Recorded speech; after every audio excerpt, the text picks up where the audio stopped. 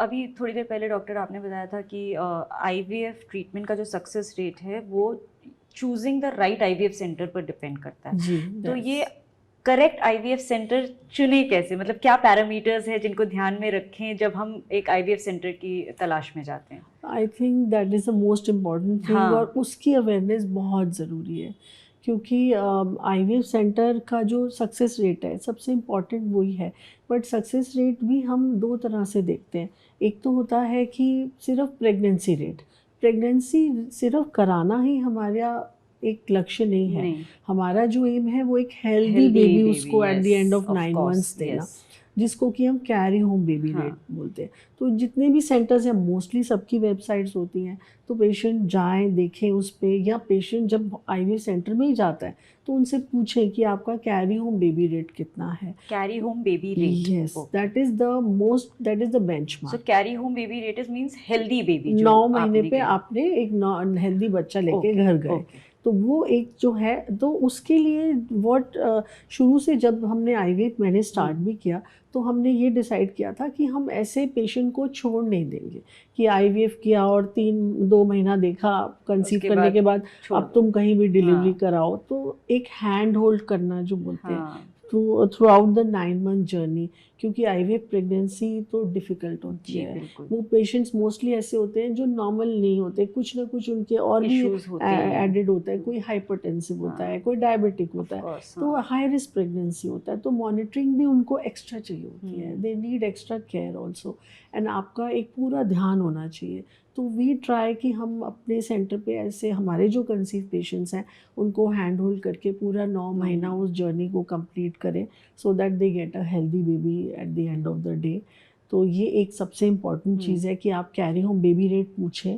Then फिर embryology lab कैसी है, आपके कितने एम्ब्रियोलॉजिस्ट हैं जो इन हाउस होने चाहिए, विजिटिंग एम्ब्रियोलॉजिस्ट नहीं होना चाहिए, तो वो एक चीज़ आप पता कर सकते हैं easily. You should ask the questions. तो बेसिकली आप अवेयर होंगे तो आप पूछेंगे क्वेश्चंस डॉक्टर से, otherwise how will you ask, आपको मालूम ही नहीं होगा खुद को। तो आप एम्ब्रियोलॉजिस्ट के बारे में ज़रूर पूछें कि इन हाउस है कि नहीं है, कितने एम्ब्रियोलॉजिस्ट हैं। देन कहीं वो बैच आईवीएफ तो नहीं कर रहे हैं, वो क्या नहीं कर रहे हैं, लाइक बैच आईवीएफ इज की पेशेंट्स को ग्रुप करके एंड फिर उनका एक साथ आईवीएफ करना, मतलब इंडिविजुअलाइज नहीं करना। अच्छा। तो वो एक बहुत बड़ा फैक्टर है जिसमें रिजल्ट्स डाउन जाते हैं।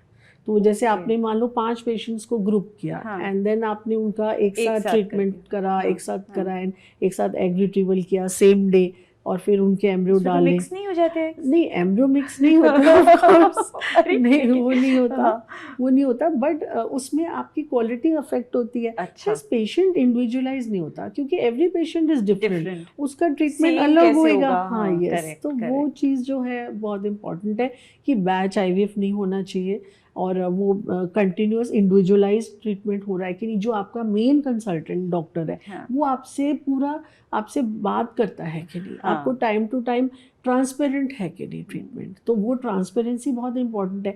आज मेरा एग रिट्रीवल है, कितने एग्स एक्सपेक्टेड हैं, कितने एग्स मिले, तो वो जो मेन कंसल्टेंट है उनको बात करना चाहिए। तो मतलब जो क्वेश्चंस मन में आ रहे हैं उन्हें दबाओ नहीं, सब पूछो जाके। बिल्कुल, be aware. Yes, be awareness is the key to that. तो ये एक तो लैब आपकी होनी चाहिए, देन आपका इंडिविजुअलाइज ट्रीटमेंट, और डॉक्टर आपसे पर्सनली बात कर रहे हैं, तो ये प्लस फिर आगे की केयर है कि नहीं। ऐसा नहीं कि आईवीएफ किया और प्रेगनेंसी पॉजिटिव आई और फिर आपको छोड़ दिया।